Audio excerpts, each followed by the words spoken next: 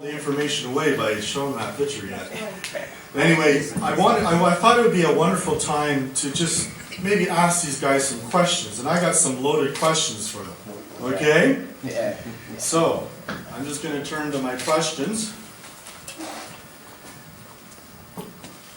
If you don't mind, I want to get in the face. Yeah. Now, I first need to introduce my two candidates that I'm interrogating here. The first one, this is our young man, Bill Ritchie. Ritch. Well, you are Ritchie, aren't you? Yes.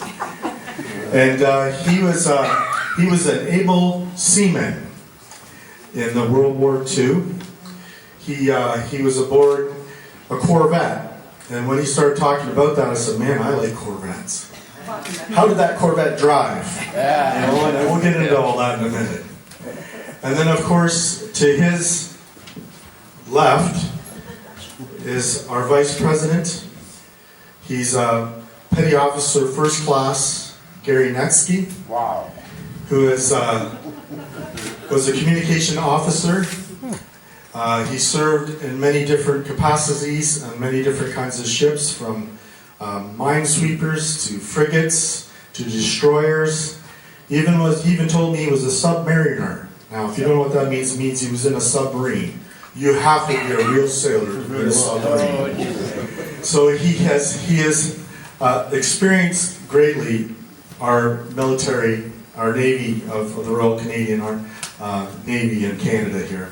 So I'm going to kind of go, first question I want to talk to them about is, we'll really get into the nuts and bolts of things, but the first question is, Bill, what was the name of your ship, and what is a Corvette? Corvette's, it was the Collingwood. It was built in Collingwood, Ontario, in 1941.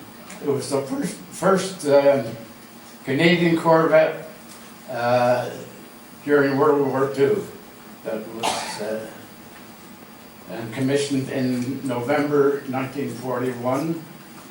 And her experience was in the North Atlantic on convoy duty, running from St. John's, Newfoundland to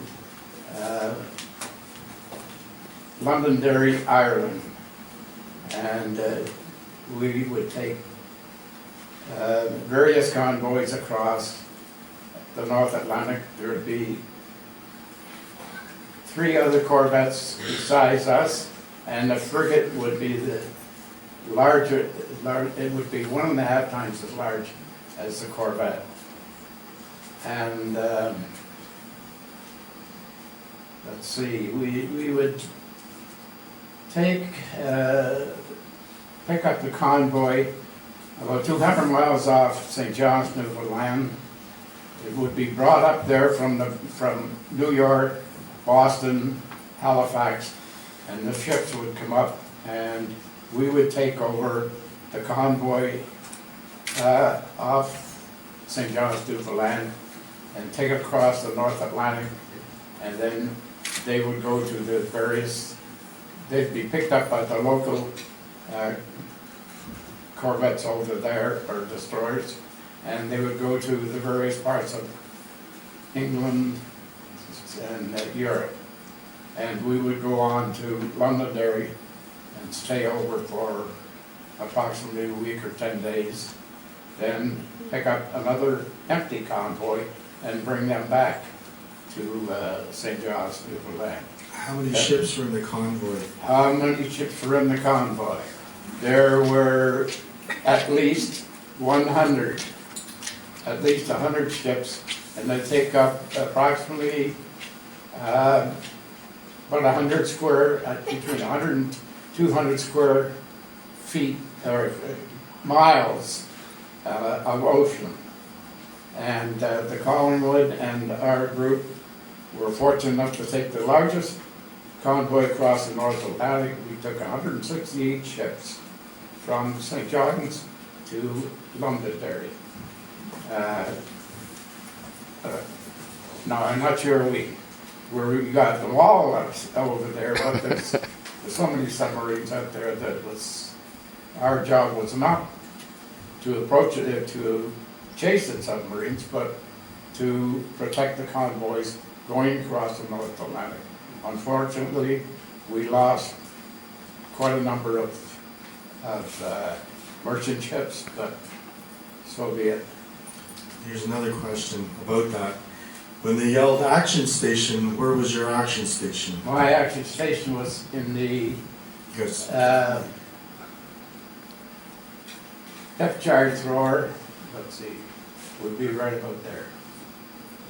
And when we get pinged our sonar system, and we would, indicating that there was a submarine close by, we would notify the senior ship, and she would tell us exactly what to do, whether we should advance and try to do something, or the senior ship would come with us and decide how close to come to the submarine. And then we would get our directions from the bridge, which would be right in here. And we're stationed down here. And of course, in those days, there was no communication, phones or anything like that. It was strictly voice pipe coming from the captain, which would be up in the air. And we were down towards the end of the ship, and he would tell us exactly what settings to put on the depth chart so that the 4 depth charts were one there, one here, and there would be 2 on the other side, and then there's the rails, which would be here, and they would roll 2 rolls, 2 depth charges over, and we would fire ours, and they'd be all set at the same depth, and then they'd go off, and it's just a tremendous explosion. We're talking about close to 3,000 pounds of dynamite. If we got any indication that there was damage to the submarine at all, normally they're pretty keen on this. What they would do is just open a hatch and let some German boxes or anything like garbage or anything like that to indicate that they were hurt, or it would be a false bit of information.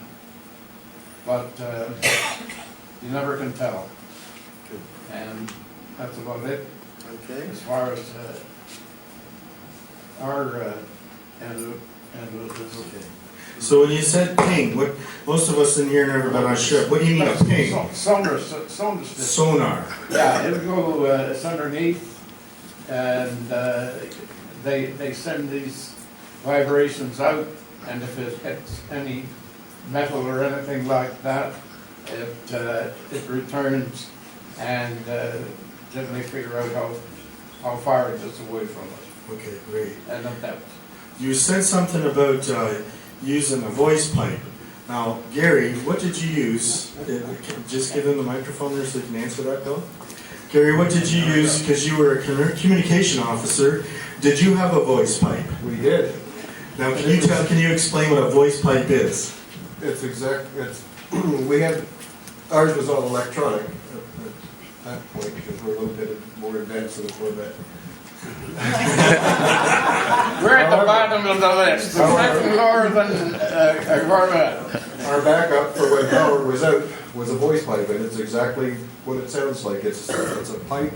It's got a funnel on one end, and you scream down into it so that someone listening on the other end can hear you. Okay. Hopefully. Now I know that Bill, when I asked him this about why did the English call the Canadians the Rusty Navy? Oh boy. Thanks for giving me that. Well, I don't know when they're putting them together whether they didn't needle them or something like that. But anyway, the Canadians, it would rest. Let's see, right where your anchor chain is going in here, and along the sides, there would be rust all over. The British, we were more or less under command of the British Admiralty and everything like that. We're just colonialists, you see, from Canada. And they tried to run us, but we don't take too much for running it. There you go. Okay, well I have to ask this question. If you could get that to... Sure. Now, Gary, how much rum did you drink in the night? I knew you got to that. On board or ashore? Good answer. Let's stick to being on board. On board. There's no liquor served on board at sea. There All are right. 2 cans of beer per day per man. Okay. Now, the reason I'm asking you that is it was in the 1960s that they stopped letting you drink rum during office hours, so to speak. So now I'm going to ask Bill. All right. Bill, There you go. how much rum did you drink? How much rum did I drink? Well, I didn't drink any at all until I was 21 years of age. This was a British tradition. At 11:30, the quartermaster would go through the ship and blow the bosun's pipe, and he says, "Up spirits, up spirits, up spirits." So you will all go to just outside. In our case, it would be the galley, and here the officer of the watch and the chief buffer would be standing there with a can of Demerara rum, and the bosun would hand out the container. It would be a little copper, just looks like a pitcher, but it will have held 2 ounces of Demerara rum, and if you're over 21, you could have a tot, and you normally, if you in our ship, if you wanted to drink it right down in front of the officer, go ahead. You throw it down. If you wanted to take it back to your mess and have it in there, well, then they would add a little water to it. Let it go. But that, in my case, being under 21, I didn't get the chance to have any rum or anything like that. So I got an additional 6 cents a day in lieu of having a shot of rum. There you go. Now, I know everybody's dying to know this. Have you ever got seasick? Once. Once, can you just... Very first night, left Halifax. We've just come out of refit, and we were sailing from Halifax to Londonderry, and it took us 5 days. And the first night, I was throwing the dishwasher, dishwash overboard, and I threw up with it. So. That was the only time that I was sick from there on in. Okay, what about you, Gary? No, just once. The first time I stayed in my first ship was a wooden hulled minesweeper, and it just bounced like a cork. And we were right in the straits of Juan de Fuca, off the coast of BC, and this a bit of a breeze came up and this thing was just straight up and straight down. And that was my first experience at sea. While you have the mic, can you name off some of the ships that you served on? Started on HMCS Chignecto, HMCS Ottawa. I was on it twice, 2 tours. HMCS Annapolis, HMCS Terra Nova. I was on twice for 2 tours. At the HMCS Athabascan, and I spent. Destroyer? Captain's Destroyer? Destroyer. These are the other ones for I'm sorry, Chignecto is a minesweeper. Okay, Ottawa is a destroyer escort, it's a frigate. okay. Annapolis, same thing, it's frigate. Terra Nova started out as a destroyer escort. We went to the Persian Gulf, they rearmed it, and we were reclassified as a guided missile destroyer. And Athabascan is a destroyer. I also spent 3 months on Onondaga on a submarine. It was the worst 3 months of my life. Now I have to ask, there are different terminologies that you use. If I was to go to the bathroom, what is that called? Go to the heads. Go to the heads. Okay. And what about the food? What was the food like? Not very good. Okay, what about you, Gary? I thought the food was great. Yeah. I'm on the wrong trip. I'll give you a tip.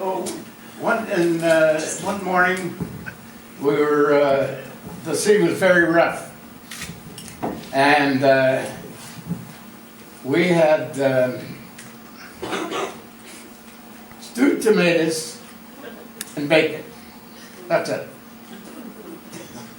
We call it lead. Oh no! Wait a minute. Red lead and cat tallies. No, these things are on the front here. That's a cat tally, and that's what they call the bacon is a cat tally. There you go. But other than that, they weren't too good. The food was pretty good. Pretty good. Good. What about hardtack? Did you enjoy that? Hardtack is hardtack. Real hard. Okay, the other thing too, what about the sleeping accommodations? What were, well, let's just ask Gary. Go ahead. We slept in hammocks. Okay. And you'd have to set them up each night before you go to bed, of course, and then you sleep in them, and depend on the sea, it's up and down, and you just rise right up with it like that, and you want, finally you hit the crest of the wave, move, bang, down. And well, outside they're not too bad. They're comfortable enough, but you wouldn't be sleeping too long anyway. Okay. Because you'd be on watch every third, fourth hour. Good. What about you, Gary? I have a hammock in my backyard.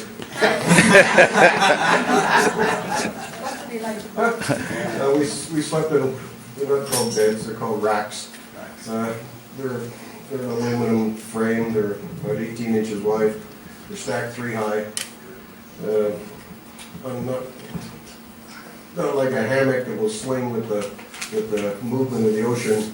You had to strap yourself into these ones. Seatbelts. Yeah. So obviously it was pretty crammy on these ships. And the one ship that you served on the most, how many folks would serve on that ship, Gary? Athabascan would be the biggest. There's 356 on it. Okay. And how many people, Bill, would be serving on the Corvette? About 95. 95. The seamen would be in this area here. Underneath, down here would be the stokers. This area here, there's 2 seamen's mess. I would say twice the width of this